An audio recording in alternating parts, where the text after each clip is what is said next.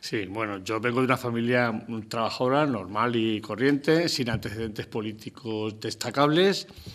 Entonces, esa raíz, sobre el año 68, más o menos, ¿En qué año naces tú? yo nazco en el año 51. O sea, con 17 años ya me empiezan a preocupar algunas cosas que estoy viendo y que están ocurriendo a mi alrededor. Por ejemplo, el Mayo francés. O sea, son cosas que no empiezo a entender, son cosas, gente que se levanta, que lucha en las calles, ¿no? Que se enfrenta. El asesinato de Martin Luther King, la guerra de Vietnam, el asesinato de Che Guevara. Todo ese tipo de cosas empiezan a hacerme tambalear mis cimientos, digamos, conservadores, ¿no? Una familia conservadora, trabajadora, pero conservadora. Valoro en esa época de que ya está bien, pensamos, ya estamos hartos los amigos, el grupo de amigos, de hacer chistes y chascarrillos contra Franco, ¿no? O sea, nuestra lucha contra el franquismo se limitaba a eso, a unos chistes, a unos chascarrillos y tal. Y pensamos que hay que hacer algo más, dar un pequeño paso adelante. Y entonces pues nos organizamos en un barrio, yo paraba o vivía por la zona de San Blas, y el grupo que estaba funcionando por allí era las comisiones obreras de barrio, que luego formaban parte del FRAP. Era un grupo bastante consecuente, con métodos de lucha un poquito radicales, y digamos pues que nos organizamos todos casi en montón, o sea, todos amigos. Por aquella época era muy usual que si donde se metía uno de los amigos, pues se metían casi todos. Que se metían en la FUDE, pues iban a la FUDE. Que se metían en algún grupo cristiano, se metían todos en el cristiano. Que se metían cerca del PC, pues todos en el PC. En mi caso, tuve la suerte, el privilegio de entrar a formar parte de una de las organizaciones más consecuentes en la lucha contra el franquismo, que fue el FRAP. En ese contexto, pues la lucha de aquellos... Yo empecé a militar ya seriamente en el año 69, o sea, con 18 años. La militancia pues, en aquella época era por lo de siempre, pequeños saltos, pintadas, octavillas, charla con la gente, reunirse, luchar contra la escasez de la vida, contra la subida de los alimentos, contra la escasez de la vida.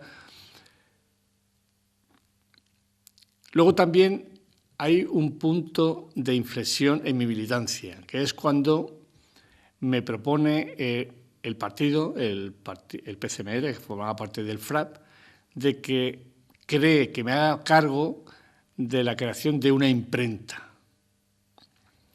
para hacer periódicos, carteles, octavillas y demás. Entonces yo había estudiado artes gráficas, había estudiado tipografía, ¿no? Era tipógrafo y liriotipista. Entonces empezamos a montar lo que sin duda, uno de los mejores aparatos de propaganda de aquella época, de finales de los años 60. Principios de los 70. Hasta tal punto que teníamos muy claro que la policía política del franquismo iba a ir a por nosotros, porque la policía en aquella época valoraba que si cortaba la cabeza, descabezaba de las organizaciones a sus dirigentes y a los aparatos de propaganda, pensaba, con mal criterio, por cierto, de que de esa manera acababa con esos grupos. Detenían a unos dirigentes y se ponían automáticamente otros. Desaparecía un aparato de propaganda y se creaba otro aparato.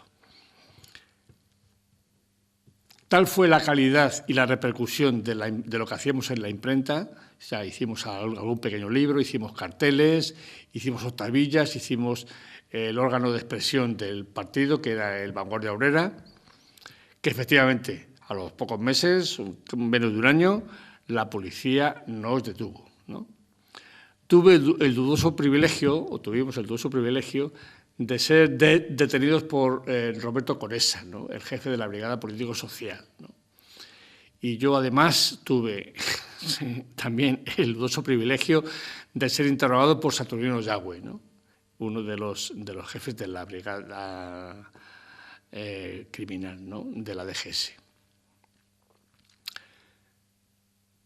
De ahí estaba claro que, dada como estaba la situación, me iban a caer unos cuantos años de cárcel, ¿no? Y de hecho yo, cuando partí para Carabanchel, tenía casi seguro encima una petición fiscal de unos 10 años de cárcel por asociación ilícita y propaganda ilegal.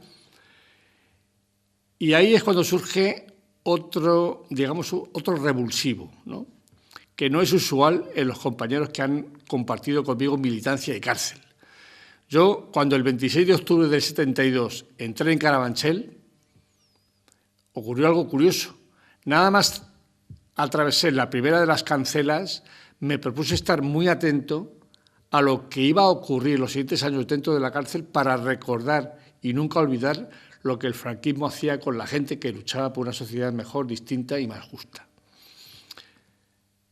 Y de hecho, en esos casi 4 años de internamiento en diversas cárceles, en Carabanchel, en Jaén y en Palencia, pues retuve en mi memoria, incluso ocasionalmente sacando pequeñas notas a mi familia, pues cuando salí en el 75 con la muerte de Franco, una de las alegrías que nos dio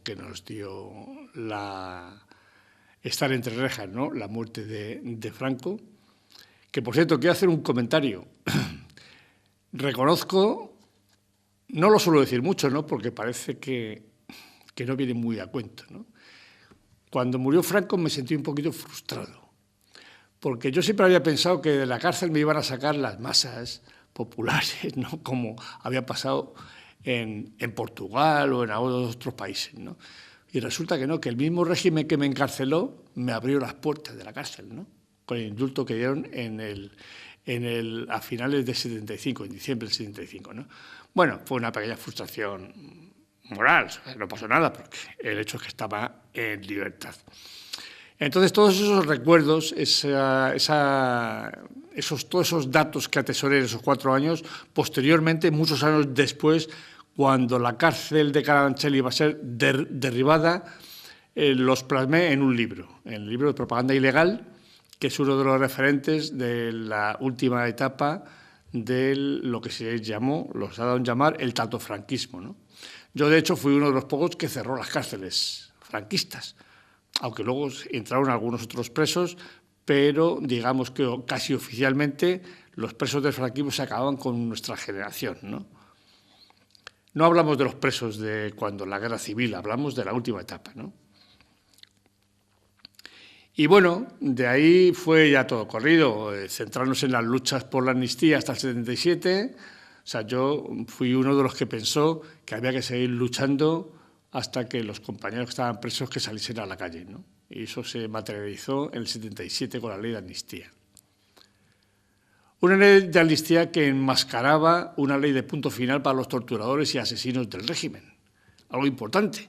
O sea, porque que la gente estuviese en la calle luchando por la amnistía, eso era evidente y se consiguió en parte.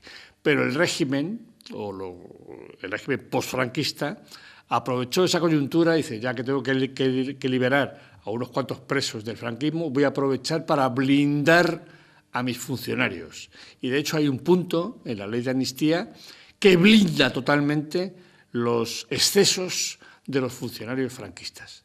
O sea, de hecho, la ley de amnistía provocó la salida de unos cuantos presos de izquierda, de FRAP, de ETA, anarquistas, pero fundamentalmente para el sistema postfranquista sirvió para blindar a sus torturadores y a sus asesinos, ¿no? De hecho, es una ley de punto final, como en Argentina se hizo en su día, ¿no? Entonces, bueno, fueron tiempos de militancia, fueron tiempos de lucha en diversas organizaciones sindicales, de movimiento ciudadano, hasta recalar hace 2 o 3 años en lo que yo creo que fue uno de las actividades más importantes, ¿no? Que es juntarnos una serie de expresos políticos para crear una organización que fue la Comuna, donde uno de los ejes de actuación es la querella de Argentina contra los crímenes del franquismo, ¿verdad?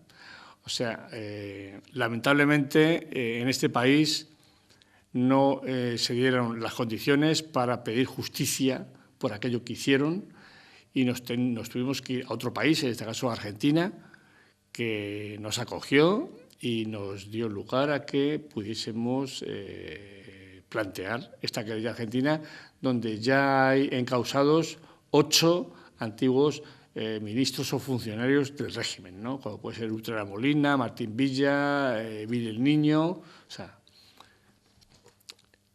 Y básicamente esa es mi historia.